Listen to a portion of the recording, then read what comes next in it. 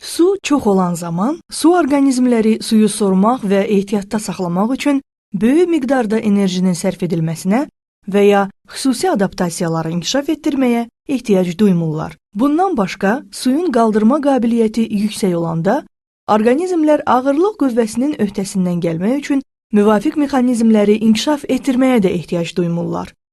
Bədənin strukturunun və funksiyalarının sadə adaptasiyaları yuxarıdakılar üçün kifayətdir. Su mühitində baş verən kiçik və mərhələli temperatur dəyişmələri ətraf mühitin temperaturundakı dəyişikliklərə görə hər hansı xüsusi adaptasiyaları tələb etmir. Suyun istilik tutumunun yüksək, gec isinib soyumaq xüsusiyyəti oksigeni sudan alan orqanizmlərin homeotermiyasını mümkünsüz edir.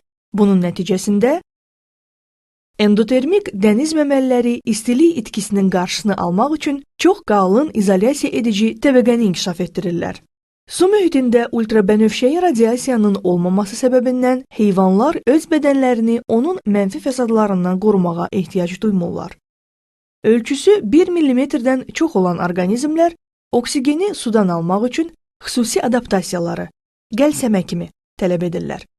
Bu mühitdə işığın miqdarı az olduğuna görə, fotosintezin baş verməsi yalnız suyun yuxarı təbəqələrində mümkündür. Görmə orqanları isə yalnız az miqdarda məlumat ala bilirlər.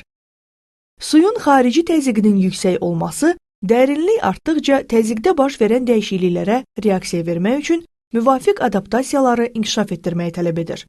Suyun yüksək müqavimət qabiliyyəti bədənin formasını məhdudlaşdırmaqla yanaşı, hərəkətin sürətini də azaldır. O həmçinin onun təsirlərini azaldan adaptasiyaların mövcudluğunu tələb edir. Su mühiti quru mühiti ilə müqayisədə səsin yayılma qabiliyyətinin daha yüksək olması və çox yüksək elektrik keçirmə qabiliyyəti ilə səciyyələnir. Dəniz orqanizmlərinin susuzlaşması qurudakı kimi buxarlanma nəticəsində deyil, osmosun nəticəsində baş verir.